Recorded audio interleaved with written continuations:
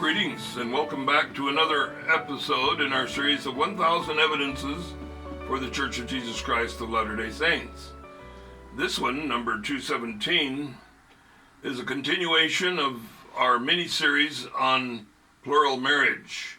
This one will dispel Sean McCraney's accusations that Joseph Smith coerced the women into marrying him and related issues. Sam Richardson will continue with the next video as follows. Joseph Smith told one prospective wife that giving into plural marriage would, and I quote, "What image came to your mind when he used the term giving in?" I went to the original source and I don't remember seeing those words. He didn't say giving in. Nobody had to give in. It was their choice after receiving revelation or a witness. Joseph Smith told one prospective wife that giving into plural marriage would, and I quote, ensure your eternal salvation and exaltation and that of your father's household and all your kindred. I think Sean read that promise in order to claim that Smith was using his authority as a prophet to lure girls into his lair by offering them glorious promises.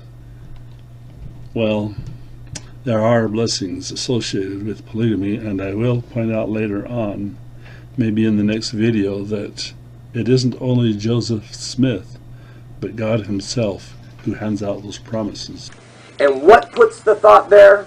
Your own desire for power, control, lust, and luxury. 1 John 2:16 states it very clearly. For all that is in the world, the lust of the flesh, and the lust of the eyes, and the pride of life is not of the Father, but is of the world. I bet Sean was looking into a mirror when he said that. Seriously. My videos will show or have shown that polygamy has nothing to do with power, control, or lust. An active member of the LDS Church today can never say with a clear conscience that Mormonism is Christian. Wait a minute. Polygamy was evidently practiced in the New Testament. I say that because in 1 Timothy 3:2, quote, a bishop then must be blameless, the husband of one wife, close quote. Now, if polygamy wasn't practiced, then Paul wouldn't have had to specify one wife, right? Doesn't that make polygamy Christian then?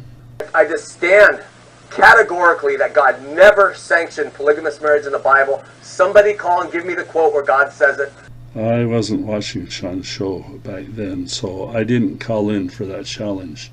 But I'll show you a place in the Bible where God seemed to sanction polygamy. 2 Samuel 12:8 and 11. Nathan told David that the Lord gave David his master's wives.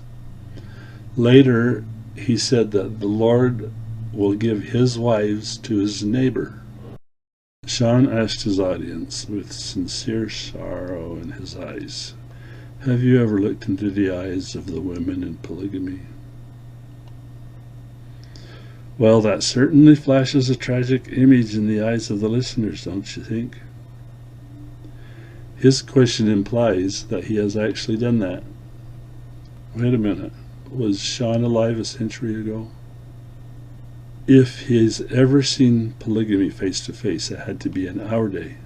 So he was evidently looking into the eyes of someone who has taken it upon themselves to practice polygamy. No wonder he called them sad eyes. If he was referring to a photo, that won't do because you don't know the conditions surrounding the photo. Possibly admitting that he hasn't actually seen those sad eyes, he said, read the reports. Well, my friends, be careful which reports you read, and while you're reading, take in every relevant and underlying fact and potential. I say that because of an important qualifier. My grandfather was a polygamist.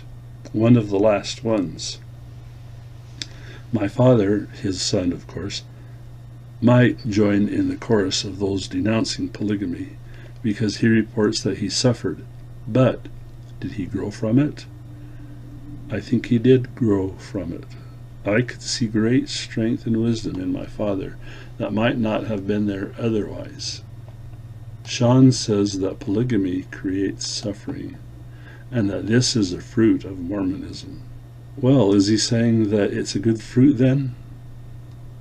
What about 2 Corinthians 12, 7-10? Paul says he will gladly suffer that the power of Christ may rest in him. He says that his adversities ultimately result in his strength. So if you want to conquer a mountain, do you have a helicopter take you to the top? Do I need to answer that one? Sean says polygamy conflicts with Jacob 2:24, which says, "Behold, David and Solomon had many wives and concubines, which thing was abominable before me." But in verse 30, God says, "For if I will, saith the Lord of hosts, raise up seed unto me, I will command my people." When Jesus said that having plural wives is an abomination to him, he was referring to the time in which he was talking. At that time, he didn't sanction polygamy. When he does not command it, it's an abomination. When he commands it, it's tolerated. You know, I'm always astounded and amused at some scholars out there. They are so intelligent that when the Bible calls something white, they clear their throats and come up with the terms like exegesis, context, and textual criticism in order to say that the Bible is really calling it black.